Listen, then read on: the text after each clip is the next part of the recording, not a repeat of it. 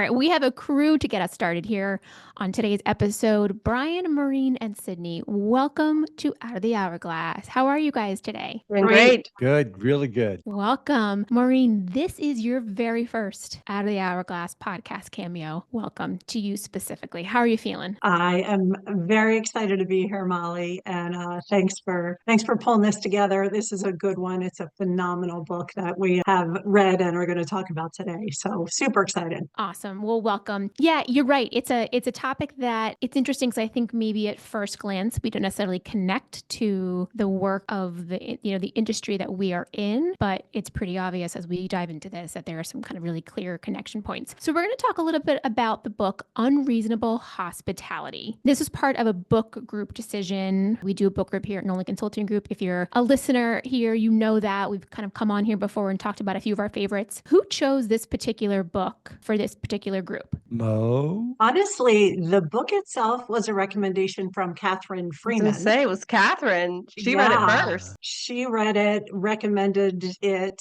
and I looked at it and said, yeah, this looks like a great one for us. What Unreasonable Hospitality is about is it is the story. It's written by restaurateur Will Guidara, who transformed 11 Madison Park from, a nice, popular, more casual 2-star brasserie into a 4-star fine dining restaurant that actually won #1 in the world over the course of 11 years. So his approach and his model for leadership apply well beyond hospitality, and that's really what hooked us in and really helped us, kind of see a different lens of looking at hospitality. I love it. I also know Josh Abramson over at Albright Painting has been talking about this book for a while too, and has been kind of singing its praises. He's, that's the cool thing about books is that they can kind of come to you from all different angles, and they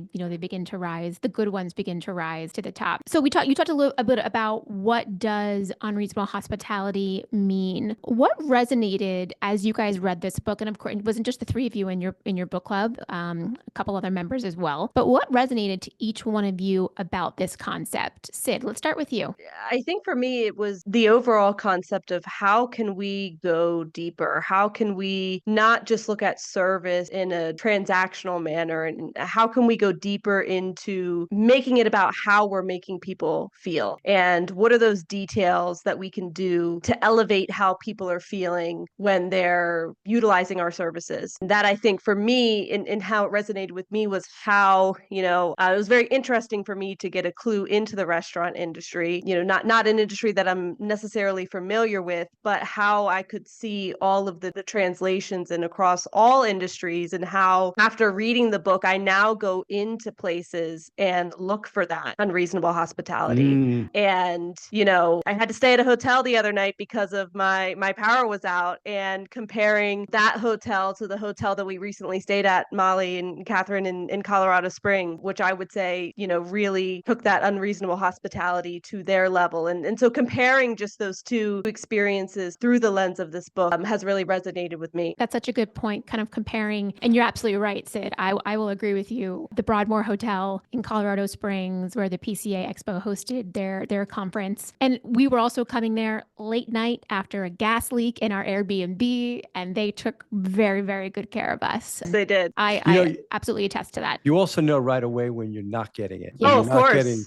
I was, and I'm an Avis guy, but I was just at an Avis place and I did not get it. And I was really mad because I was looking for it. And so all of a sudden your lens is looking for, does someone recognize me as a person? Yeah. Are they caring how I feel, or are they just tired of their job and just going through the motions? Especially as an Avis Rewards member, you think being a loyal customer and being a part of a rewards program and repeating that you're going to get good treatment. I think it's important to really look at the line that we learned in this book between service and hospitality. Yes. Service is, the basic, whatever you're providing. So in this book, it was getting the right food to the right person at the right time. That's service. Hospitality is how you're making someone feel in that process. So, the service is the black and white, the hospitality is the color of what you're delivering. I think that's how we make the connection to the businesses that we work with, because we know whether you're putting paint on walls, you are, doing landscaping, you are coating asphalt in a parking lot. The service is the service, but it's what are you delivering as a company that it's just a matter of the service is what got you there. Yep. What are some examples from the book that they kind of exemplify this unreasonable hospitality? There are a couple, stories that stand out. I think the baseball story with the Dreamweavers and how they use their hand signals behind their back for when someone wants sparkling water versus still water, how they, it sort of stemmed from them seeing needs for communication and needs for some management and assistance from other team members on the dining room floor. But how can we as a team acknowledge that need, but have our diners or our customers or our clients not even know that all of this stuff is happening? And so they developed this. Those of you that are familiar with baseball and the signs that the pitcher and the catcher and the coaches do, they developed a system of something similar like that so they could be able to communicate through the teams without needing to say to the customer at the table, "Oh, can you hold on for a second while I go check on that for you?" Or it'll be just a moment for this. It was they turned around and boom, somebody was right there. If they needed help, they would do a sign on their lapel, and somebody would be there to catch them. And so I think that embodies not only the how can we make our customers feel the unreasonable hospitality, but also the teamwork aspect of unreasonable hospitality. And when you're practicing that towards your customers, you're also bringing people together as a team and making people feel supported and that, driven towards one goal. It becomes pretty clear that a team won't be able to deliver that level of hospitality without themselves being a seamless, bonded, collaborative team. There has to be energy. You can't have one without the other. And I think that's the challenge, right? Is how do I get this group of people to all work together to provide an experience that a customer will always remember. They may not remember the color on the wall or the food on the table, but they're going to remember how you made them feel. Go ahead, Brian. That's what I pulled out of it. I mean, there were two major things that I pulled out. One is I was seeing it through the lens of a leader and realizing that every time you have your team in the same place together in a meeting of any kind, it's a leadership moment, and never waste a leadership moment. So you can cascade down that culture and behaviors that you want. And then I thought, secondly, how do I hire for this? And we're going to get into this shortly. Yes. But how do I hire for this? There are some people that have it, some don't. Will Guidara actually says it can be taught. I think we could probably dispute that. I think it could be taught if someone really wants to learn, if someone's aware, committed, and coachable, they can get it. But I'd sure rather hire for it, huh? I don't know. I feel like it can be taught if you just throw in, the TV show The Bear reference. Richie went from being super unhospitable and didn't care about the hospitality in a restaurant, and then went through an experience where he learned and saw the why, and he became like the king of hospitality at the restaurant. The book itself even made a cameo. I don't know if anybody else saw that, but yes, that connection point to the team is where we're going to kind of drive here. One quick thing, Sid, you mentioned the Dreamweaver as part of your kind of mention in the story about the hand signals of the water. Can you just tell me what you or Maureen tell me about what the Dreamweaver program is? Yeah. So the Dreamweaver program was a way that they systematized this unreasonable hospitality with the signals and the things that Sid mentioned. That really was part of their culture and how they communicated as a team and with one another. Will actually created positions called Dreamweavers, where the job of that person was to make things happen, small acts or gifts for people in the restaurant that were personalized for them. As an example, there was a gentleman that was bringing his father in. His father was a meat and potatoes and beer kind of guy, and he's bringing him to this, fine dining experience with fancy French food. And, instead of putting out all the fancy wine and all of that, they literally went to the corner and bought a bunch of Bud types of beer and put it in a bucket and pushed it up in the champagne champagne cart I love to that. this table. And the dad was like instantly felt comfortable and felt like he belonged there. So that was the job of these dream weavers. It was to bring to reality an experience, personal experience that made people feel comfortable in their restaurant and made them feel welcome on a personal level. That's fun. The role of the Dreamweaver, I can imagine, is both stressful but also fun. Like you're being enabled to think outside of the box and to collaborate in these different ways of thinking that are unique to each customer coming in. All right, let's make the connection to building our teams, because we always like to apply things here at Nolan Consulting Group. And of course, there's so much more in the book, and we highly recommend taking a read if this topic interests you. But if this is this value of unreasonable hospitality that we aim to instill in our cultures, how do we look for that in the people? One, there's our team that already exists, but in the people that we're looking to hire, how do we begin to interview and filter through candidates in that way? Brian, I'm gonna come to you. You feel pretty strongly about this topic. I'm going to bring in the author Tom Foster into this and his book Hiring Talent. He talks about these different type questions that you ask them, and one of the buckets of questions is getting a temperament and what is someone's temperament, and then not asking hypothetical questions like what would you do in this situation, asking experiential questions about things that they've done before. This is really, really important. So tell me about a time where you were working on a project and a customer was making an unreasonable request. Tell me about a time when you disagreed with the direction of a coworker. Tell me about a time when you received really great service. How did that make you feel? And then peel it back a little bit so you know that the person gets it. So tell me about a time when a customer made an unreasonable demand. What was that demand? How did you respond? How was it resolved? And look for how they're answering it. Look for the empathy card. Look for the caring card. I also think you have to ask a lot of questions around your values. Mm-hmm. We added in caring as a value because, as I always say, AI can't care, but we can. And It'll pretend to care. It'll pretend to care. But we know it's not real. So, what does caring actually mean? It means about understanding the whole person. So ask them hobbies outside of work. I may be overstepping what's permitted from an HR standpoint here. But, do you volunteer at all? What community activities do you do? Those type of things. So it's about being there when a member really, really needs you. So I want to interview about that. I want to interview about the emotional intelligence aspect. There are 5 aspects of emotional intelligence. The first one is self-awareness. And I want to ask questions around that. Self-regulation, social skills. I want to understand those type of things. This is all very different than the skill of the work. Mm-hmm. And the next book, Mo, that you recommended, I think it's Hiring for Attitude. I forget the name of it. They talk so much about, and I just did a summary of the book. They talk so much about why people don't work out. People don't work out, not often because of their skill. It's because of temperament. It's because of who they are. It's because of how they fit into the team. So, and then of course, there's the beer test. Who wants to talk about that? Am I comfortable having beers with this person or coffee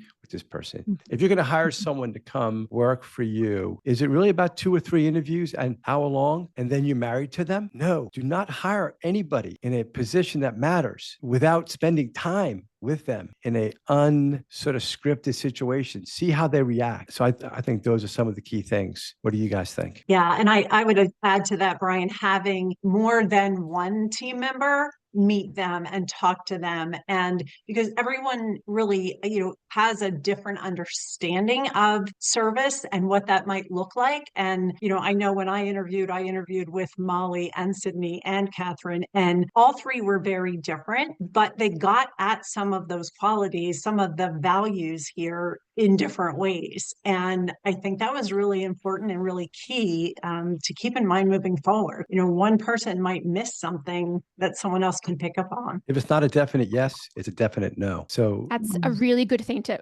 say, Yeah. remind ourselves over and Yeah. over again, because Yeah. I think we all can fall into the trap. Well, they're so nice, and we they would need be that person. We need that sales rep. Yeah. But if that sales rep hasn't achieved in past jobs, what makes them think now they're going to be an achiever? So what were their wins in and pass job. If it's not a definite yes, it's a definite no. Just don't get a warm body. It's hard getting them out, particularly in a legal world that we live in, litigious world. If you want someone in, make sure they're the right people. Are we saying That's then that we're looking at, hard skills, technical skills, and culture fit, soft skills kind of on the same level, and a candidate has to have both of those to fit in accurately? I mean, obviously, definite yes would be both are winning in those capacities. Maybe technical skills are higher, culture fit less. When how do we balance those two?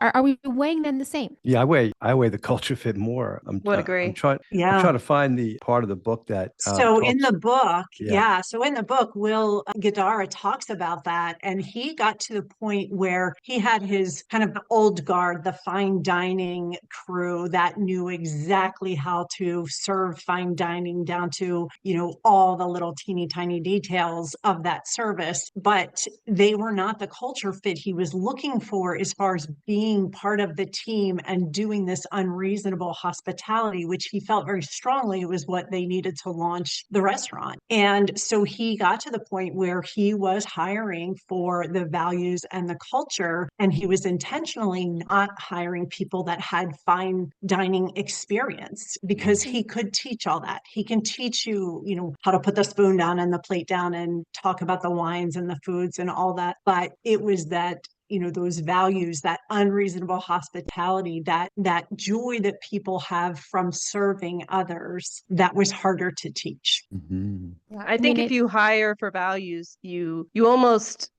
can't go wrong. I'm thinking about the performance and values matrix and those quadrants in that matrix. And if someone's a value fit and has the skills or performance, then, we've hit a home run. But if they're a value fit and they don't have the skills or performance, then we train them. But if they don't have values, even if they're high skilled, we're thinking that person has to go if they're not able to live out our values. So for me, it's a values would be weighed more heavily over skills. That makes a lot of sense. So we have to change how we hire, how we interview, the questions that we're asking. And I think it's definitely a shift in things that we've done a lot in the past. We've always talked about culture being important, but can you tell me about a time that I think is going to shift how we ask questions and really look for kind of authentic experiences that the person can explain in their own life and not be telling us hypotheticals. I think it's so easy to tell a hypothetical. What would you do if this happened? What did you do when that happened? How do we work at building this within this culture within our existing teams? What are some things that, the hiring is one set aside, we can kind of shift that ball, but we have a team in place. We've got good people, but obviously we all have things that we can work on. What are some recommendations that either you guys have or, from the book that we can kind of pull in? Brian? Yeah, so this goes back to what we've been teaching for years, systems and scripts. Don't leave it up to individual people to figure out what they think is hospitality. For instance, when you show up at a house, go up, look them in the eyes, shake their hands, introduce your team, bring the newspaper or bring the garbage pails up. It's a +1 service. So +1 is going above and beyond where like they didn't expect you to do that. So this is what can be taught. Maybe this is the thing. You can teach these things only if you systematize it and make it your brand. So the customer experience is exceptional and unexpected. It's like, whoa, it's making sure you say goodbye and update them during the end of each day. It's setting expectations and then exceeding them. So it's build these things in. And I would add to that, Brian, an expression that was in the book is make it cool to care. And I thought that was really a neat expression, but it really became contagious. You see other team members kind of going that extra mile or, doing one little extra thing, such as the examples Brian just gave, and others have then the permission and the authority to do something and to make that extra effort to be unreasonably hospitable. No, Maureen, that's a really great point. I would say at Nolan Consulting Group, we're making it cool to care. It's part of our values now. We're saying we care, and we're shouting that from the rooftop. We care about our clients, and that's what we think is a differentiator for us. I'd also say pretty cool to establish your own kind of Dreamweaver program within your company, like allowing the freedom to think outside the box for how do we make things right? How do we make our experience with our clients different than, the other business that they could have chosen? This whole concept relates really great back to the book, The Experience Mindset by Tiffany Bova, who talks about, employees feeling the empowered to make decisions, whether it be at the Ritz-Carlton or at the Apple, the Apple desk, the Genius desk.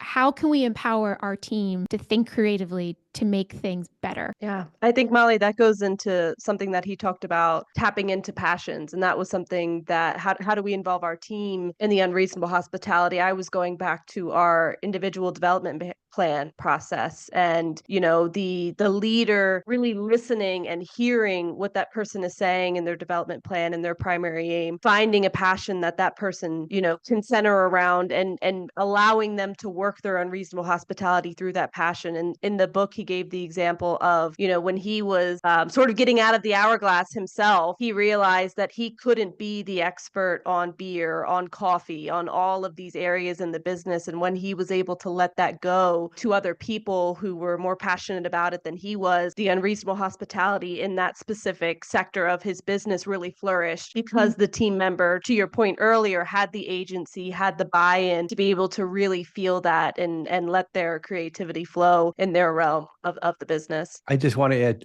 two more points here. One, you really can't have a caring culture unless the leaders are caring for their employees first. You really got to care for your employees. Otherwise, it just feels fake. So, that does go back to that last book, Experience Mindset. The second thing that I want to say is yesterday I was at Spectrum Painting. I'm wearing their swag here. Thanks, Richie and team. And one of the things that came up during the meeting as a big rock is living the Spectrum way. And really, I think it came from the MB Jesse way. So what's the MB Jesse way? It's how we do it.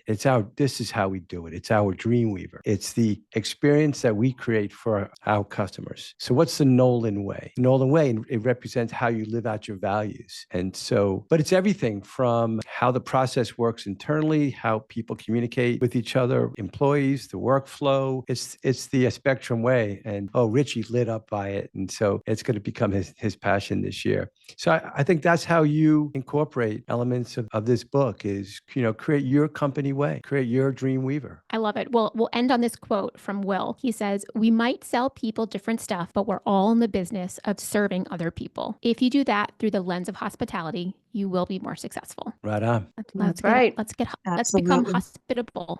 Thank you, guys. I appreciate you being here. Brian, you had one more thing to add? Let's be unreasonably hospitable. Let's be unreasonably hospitable. We'll be sure to link the book in the show notes. All right, guys. Thank you. Until next time. Thank you. Thank Bye. you. Bye. Thanks.